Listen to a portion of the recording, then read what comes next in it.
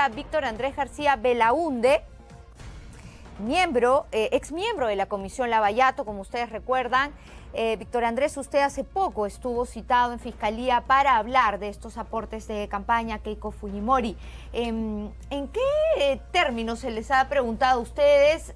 Porque ya ustedes presentaron un informe que no ha satisfecho a muchos, ¿no? Sí. Bueno, el tema era el siguiente, ¿no? El tema era si la Comisión Lavallato del Congreso vio o no vio los aportes, o por qué no los vio en todo caso. Y lo que se dijo fue algo que es público y que además es muy fácil saberlo a través del Internet. Es decir, la Comisión Lavallato se creó mucho tiempo antes de que aparezcan las noticias de los aportes.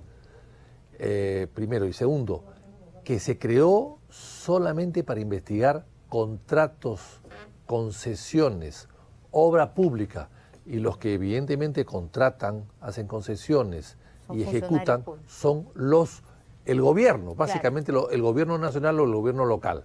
Era lo que siempre respondía Rosa Bartra ante los cuestionamientos. Pero digamos, en ese proceso de investigación ustedes podían haber detectado ciertos signos de alarma que pudieron haber sido enviados a Fiscalía. No, ¿o no? No, porque revisamos lo que es obras. Había 40 obras y solamente revisamos 11. 11, no 40, no llegamos. Y al final de la gestión de la comisión aparecen las denuncias de los aportes. Nosotros pedimos ampliar el mandato de la comisión para poder incluir aportes también, pero eso tenía que aprobarlo el Pleno y evidentemente el Pleno no lo aprobó porque, insisto, ya era la parte final, las últimas semanas de la comisión. De tal manera que la comisión no vio y no podía ver, no era manera que vea el tema de los aportes.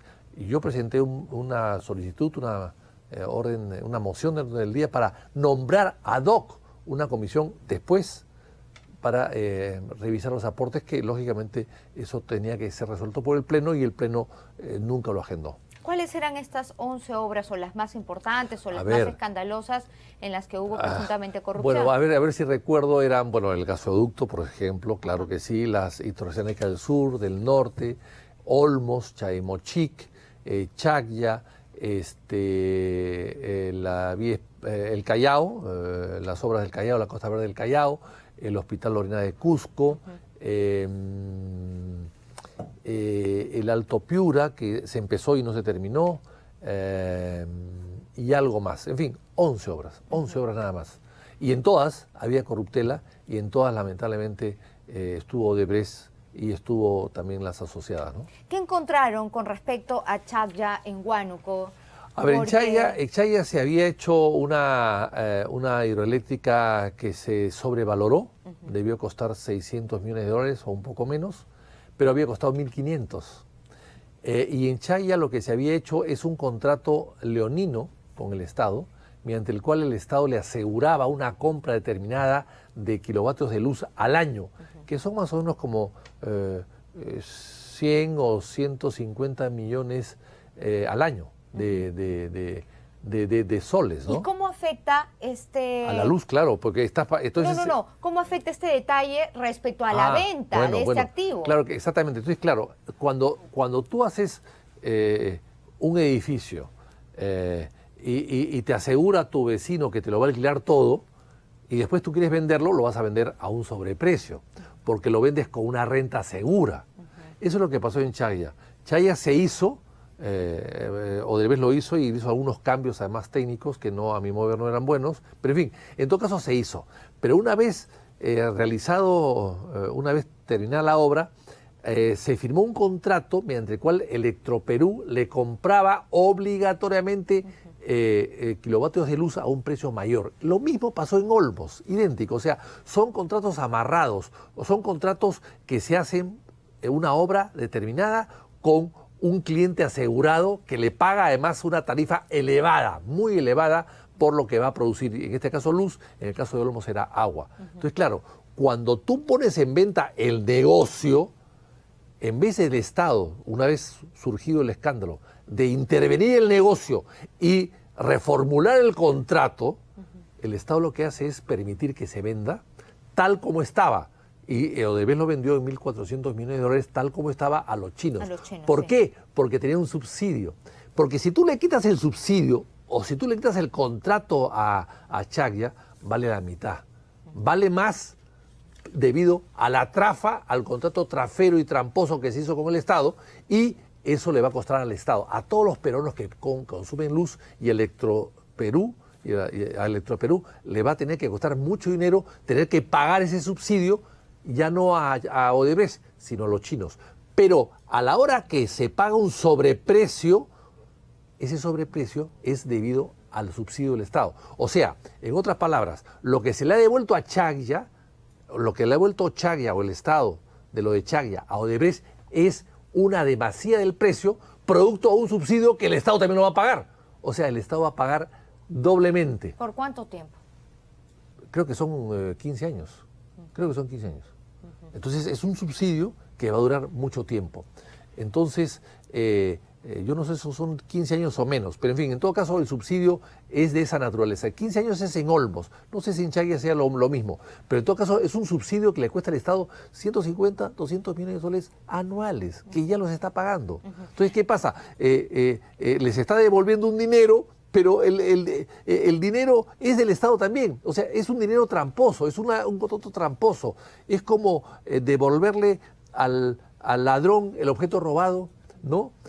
Para que se quede con él y pueda administrarlo. Eso no se puede ni aceptar. Ahora, Chaggia es precisamente una parte de los 500, o representa una parte de los 524 millones de soles destinados a Odebrecht, que han estado en el ojo de la tormenta por estos días. Representa aproximadamente 130 millones, ¿no? de este pago de dólares que se le ha devuelto a Odebrecht. El procurador Jorge Ramírez... Más de 130, creo que es como... Es una parte, sí, así es una parte, es un adelanto, sí. Pero el procurador Jorge Ramírez ha abogado dicho, de Odebrecht. El abogado del Estado. Es abogado de Odebrecht, del Estado no, porque no defendió el Estado. No lo defendió. El señor Ramírez, ¿qué cosa ha dicho? Es una cosa increíble lo que ha dicho y nadie le ha llamado mucho la atención. Señores, hay que seguir apoyando a Odebrecht para que siga trabajando, para que pueda pagar su reparación civil. O sea, con ese criterio hay que apoyar que siga robando fulano, sutano y mengano para que con ese robo pueda pagar la reparación civil del primer robo, ¿no?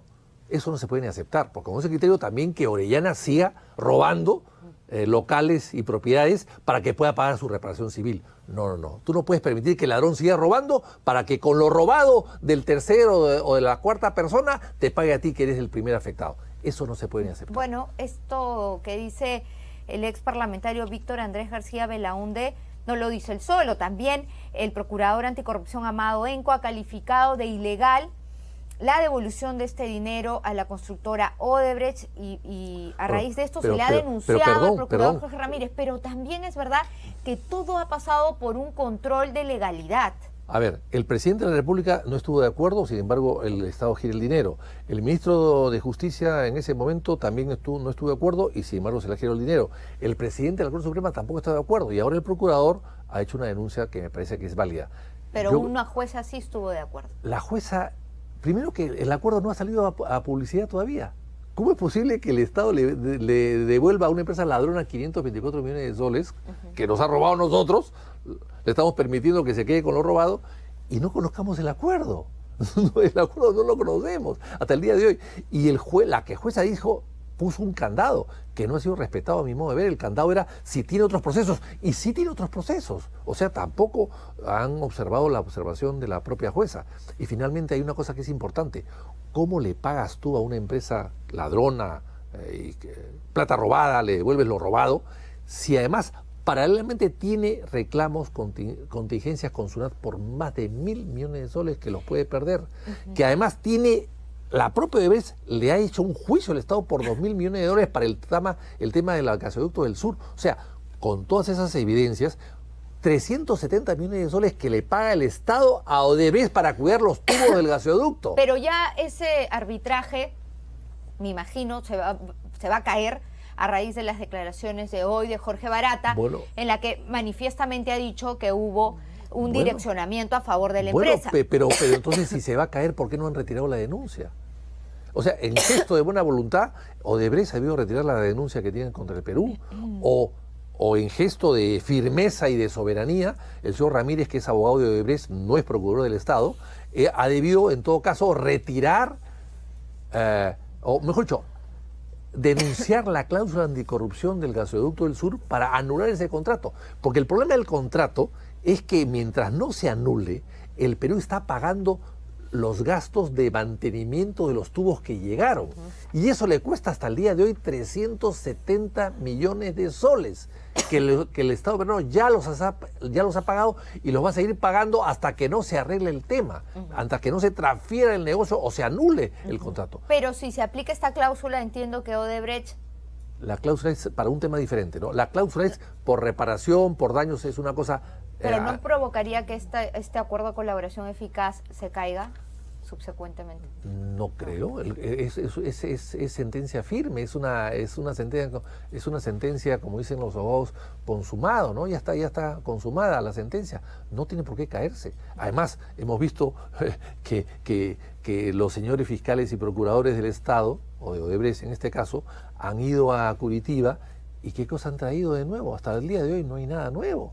Son refritos. La sensación, son refritos y chismes. La sensación porque todo es que no ya se sabía. mucho más, ¿no? No hay nada. Y los codinomes dicen que los van a ver en febrero, van a pagarle a una compañía que empieza a revisar los codinomes, pero perdón. Hay copias espejos que han podido entregarse y no se han entregado, que están en Estados Unidos, que están en Brasil, que están hasta en Ecuador, y nadie las ha revisado, nadie las ha pedido. No, yo creo que acá hay un interés clarísimo de ayudar a Odebrecht. Esa es la impresión que yo tengo. ¿Cuál sería ¿Para qué? el asunto de fondo? Algo sabe Odebrecht que no quiere el gobierno que se sepa, supongo yo. O algunos negocios habrá pendientes que tampoco quieren que se anulen. Porque Odebrecht ha sido socio de todos. Pero tendrían que taparle la boca a Odebrecht y a quienes también en el Perú han recibido los supuestos sobornos, si es que estamos hablando de cohecho y de sobornos. Tendrían que, como siempre digo, comprar conciencias de todos. A ver, algo que me llama la atención en ese sentido es que, por ejemplo, el señor César Villanueva haya sido denunciado por tráfico ilícito de drogas, más no por lavado de activos. Bueno, mire, ¿no? Esos son los penalistas los que tienen que hacer esos análisis, porque ¿por qué un delito sí y el otro no? Que también me parece muy raro y muy extraño. Porque claro, el señor Barata ha dicho hoy día que sí, que ha confirmado que le ha pagado sobornos. Bueno, pero eso ya se sabía, ¿no? Esas investigaciones están hace 2 años. Por eso, entonces, ¿por qué no lo están procesando por lavado de activos como el resto? Bueno, pues porque hay favoritismos, parecería que hay favoritismo, ¿no? A los enemigos, todo. A mis amigos solamente le aplico la ley. Entonces, eso es lo que parecería que están haciendo en el Perú, que a los enemigos del gobierno le dan todo. Fíjese usted lo que está pasando con el caso de los negocios anteriores, del caso de ICSA, el caso de Alfacónsul. Fíjese, hoy día se ha confirmado lo de Alfacónsul, que el señor dueño de Alfacónsul recibió $2.800.000, o sea, una supervisora que le paga el Estado para que vigile los gastos que se hacen en la obra. Ay, pero se sabe por modus operandi ya comprobado que las supervisoras... Pero las supervisoras las contrata el Estado, ¿para qué? Para que, como el Estado no es especialista en obras, para que haya un tercero independiente que pueda fiscalizar los gastos que se hacen en la obra y evite la sobrevalorización. Bueno, esta compañía Falconsul, ICSA, son las mismas compañías de la Vía Expresa del Callao, la gran estafa de la Vía Expresa del Callao, las mismas compañías. ¿Pero quién está preso por eso? Félix Moreno, ¿no? Solamente Curi, no, Curi. Ah, de la Vía Expresa. Del Callao. De la Vía Expresa, solo. ¿Cierto? O sea, está preso solamente el jefe de la región que se coludió o que aceptó este tipo de trafas. Y los que han... O sea, está preso el que recibe, pero no el que da. Porque esas dos empresas, Alfacónsul e ICSA, hasta el día de hoy contratan con el Estado. Hasta el día de hoy le siguen dando obras. Y le quiero preguntar su opinión porque es precisamente ICSA, la integrante del consorcio hospitalario Moquegua, la beneficiada y ahora señalada a través de denuncias que han ido apareciendo sistemáticamente en medios de haber sido favorecidos indebidamente. Totalmente. ¿Cómo es posible que ICSA, que ya era una empresa conocida Por el Club de la Construcción. Por el Club de la Construcción. O sea, estamos hablando de 2012, 2013. Y por las irregularidades que cometía y además las acusaciones de las que fue objeto. Nosotros hemos tenido en la comisión, en la Vía Expresa del Callao, cuando lo investigamos, cuyo presidente de la comisión era nada menos que el señor Ceballos, que hoy día es primer ministro, era el presidente de la comisión, los ingenieros de ICSA y con Alfa Cónsul reconocían de que ellos colocaban, por ejemplo, 100 bolsas de cemento y que el jefe de arriba les decía, no, coloca 200. O sea, ellos tenían la obligación o la orden de sus jefes de duplicar las obras, de duplicar los costos y los materiales. Tan es así de que se habían invertido 6 millones de dólares solamente y se acabaron en un certificado de 18 millones de dólares. O sea, se había más que duplicado la obra por indicaciones del constructor y del supervisor.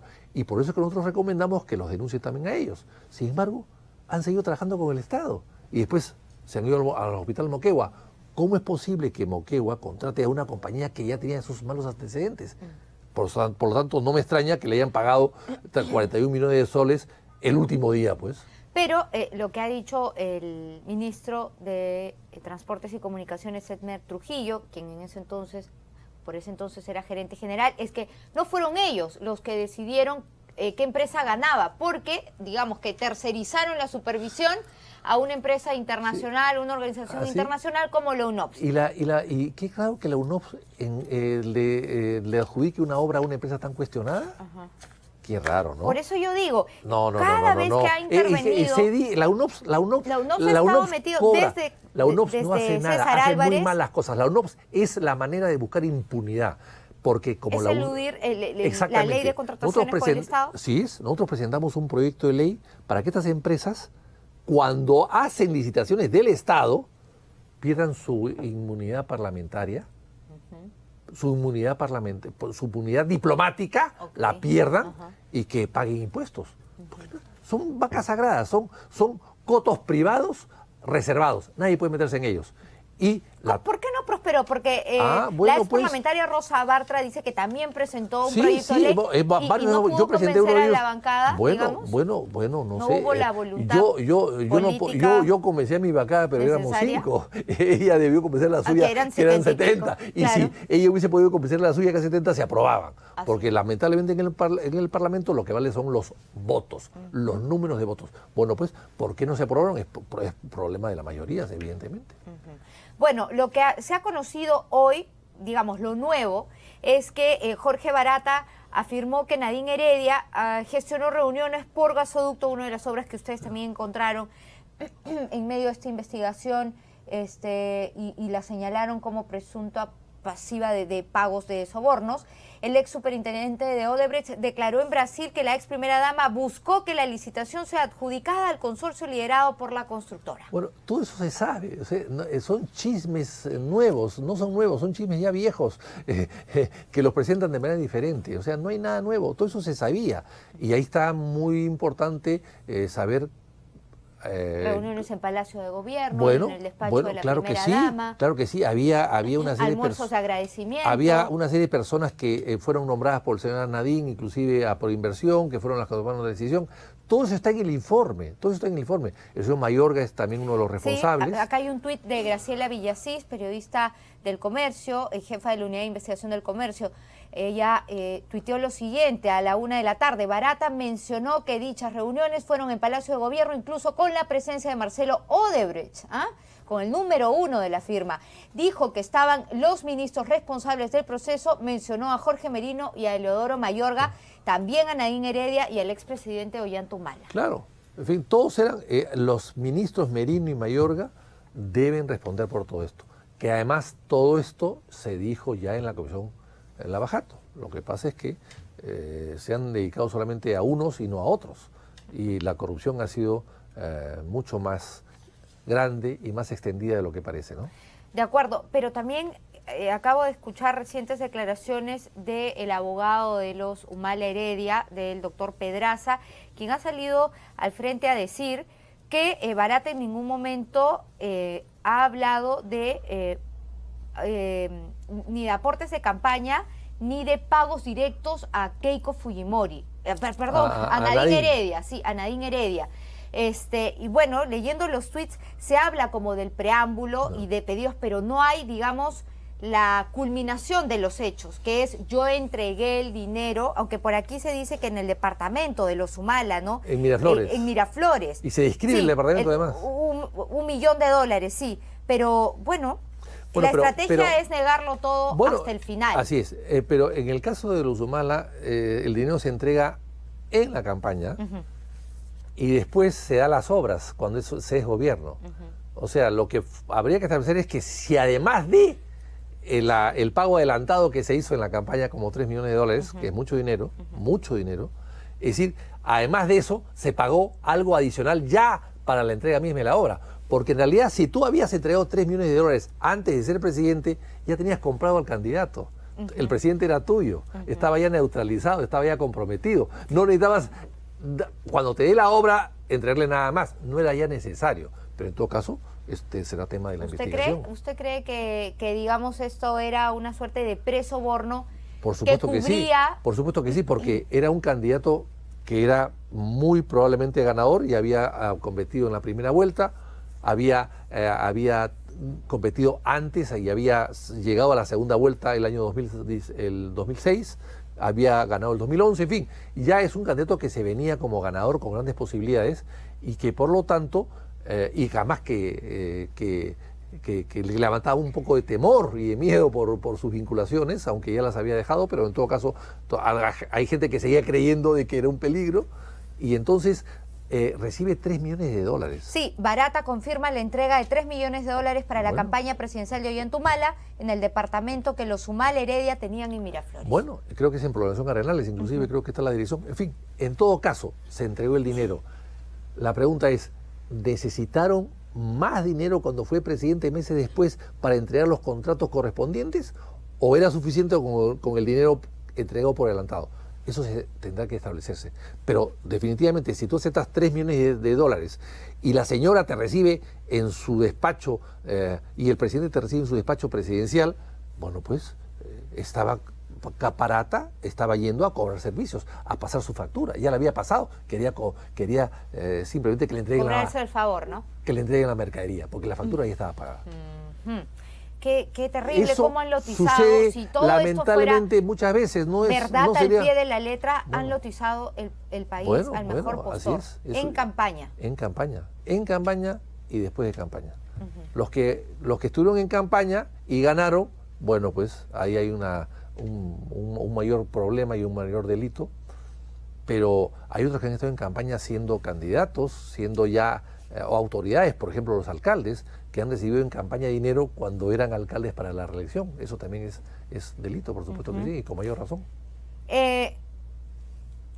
Una cosa que también me llama la atención, o digamos, lo difícil para la Fiscalía es que en ambos casos, tanto en el caso Keiko Fujimori como el caso Humala Heredia, ninguno de los procesados aceptan haber recibido los aportes de campaña. Bueno, pues... Ayer decía Humberto Abanto, no hemos recibido, yo creo, en la palabra de Jaime Yoshiyama, porque no ha recibido plata de Odebrecht. Habrá recibido de todo, de medio Confiep, pero no de Odebrecht. Bueno, porque ese es el delito, ¿no? Haber recibido de Odebrecht. Las otras aportes no son delito, por lo menos no de esa magnitud. Porque la caja 2 era dinero producto del fraude tributario. Pero es que el tema es el siguiente, que en el caso de los candidatos ganadores, como los señores Humala, tú estabas recibiendo, si tú eres candidato a la presidencia y tú recibes $3 millones de una empresa que construye para el Estado, cuyo único cliente es el Estado, porque no es una empresa que se dedica a hacer viviendas populares y las vende, o vende automóviles a cualquier persona, no. Es una empresa que se dedica solamente a hacer obra pública.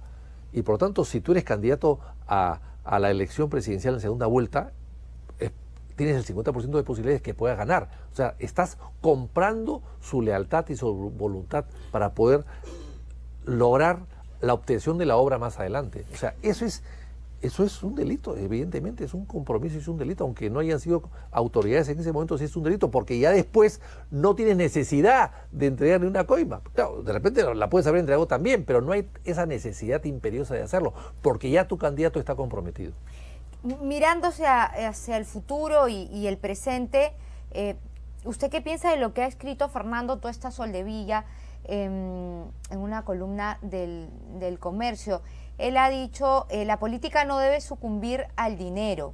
Si no existe financiamiento público y el privado está acotado y con topes, ahora mismo se abre la puerta para que el partido intente violar la ley. Bueno, si hay 40 partidos que algunos intenten violar la ley, no me cabe la menor duda, pero yo supongo que los partidos serios, tradicionales y con cierta trayectoria de limpieza no lo van a hacer. Acción Popular no lo va a hacer, definitivamente. Que lo hagan otros, no lo sé. Hay partidos de toda índole y de toda naturaleza y para todos los gustos, pero un partido serio no debería hacer eso, de ninguna manera. Ahora, evidentemente, al no haber financiamiento, las campañas tendrán que ser más austeras, más personales, más directas y con argumentos más sólidos, o los candidatos que tendrán que exponer para poder captar la opinión de la gente, y la gente, ante la falta de tanta publicidad, tendrá que esforzarse un poco el elector en estudiar mejor a los candidatos para elegir mejor, porque ya no la van a convencer pues un spot televisivo, sino lo va a convencer las razones que pueda dar el candidato en alguna entrevista a la que pueda ser sometida. Claro, tarea titánica para el candidato buscar... Y para el elector. Sí, pero es ciertamente que el candidato necesita recursos, ¿no? Hoy he escuchado a un candidato del Partido Morado pedirle a la gente abiertamente que colaboren con lo que buenamente pudieran, así sea con 5 soles para poder generar una bolsa. ¿Esto es válido, es legítimo? Bueno, en Estados Unidos Obama lo hizo así, puso una cuenta corriente y la gente ponía $1, $10, $20, en fin, si es transparente, sí puede hacerlo. No creo que es de mal gusto, pero si es transparente y son cantidades razonables, ¿por qué no lo puede hacer? Abre una lista y la gente se inscribe y bueno, al dar tu nombre, al dar tu dinero, vas a dar tu nombre de todas maneras, ¿no? Yo creo que eso sí es más transparente. El tema es el financiamiento oculto, ¿no? Porque el que te da dinero sin que tú quieres que se sepa, bueno, siempre hay un trasfondo, ¿no? Que puede ser peligroso en la política. De acuerdo. Víctor Andrés García Belaúnde ha estado con nosotros esta noche. No me quiero despedir sin antes preguntarle su apreciación respecto a este nuevo pedido del equipo Lavallato de prisión preventiva para Keiko Fujimori. Mira, yo no conozco el tema muy bien, pueden hacerlo, pero yo creo que la prisión preventiva acaba de salir el señor Belaúnde Locio después de 36 meses sin sentencia, sin acusación. Ha salido el señor Lullo hace poco, el mismo motivo. Yo creo que no hay que abusar de las prisiones preventivas, ¿no? Hay que más bien exigir a los fiscales que hagan mejor su trabajo y que acusen en términos mucho más cortos y no demorarse 36 meses y ni siquiera acusan, ¿no? Eso me parece que son sentencias adelantadas y creo que la idea no es esa, ¿no? También se ha dictado prisión preventiva ya contra César Villanueva por 18 meses, ¿tiempo suficiente? Mire, a Villanueva se le trata mucho mejor que a otros, que a otros candidatos, que a otros políticos, ¿no? Pero yo tampoco estoy de acuerdo, insisto, en la prisión preventiva de nadie en general, en particular. Pero si hay esta costumbre de meterlos presos para después investigar, bueno, pues que sean coherentes por lo menos con todos de la misma forma y de la misma manera. Pero me parece que lo que hay que hacer ahí es investigar y acusar y después recién plantear una prisión preventiva. Muy bien, eso es lo que todos esperamos, que ya se pase a la fase de acusación para que las personas no estén porque sí en prisión, sino porque ya existen condenas absolutorias o condenatorias que respalden pues las decisiones finales del Poder Judicial. Veremos qué pasa el 26 de diciembre con la señora Keiko Fujimori. Por lo pronto, su abogada, Juliana Loza, nos ha dicho que hasta el momento no han sido notificados y que ellos seguramente van a apelar esta predecisión. Muchísimas gracias a Víctor Andrés García Belaúnde, excongresista. Nos vamos a una pausa.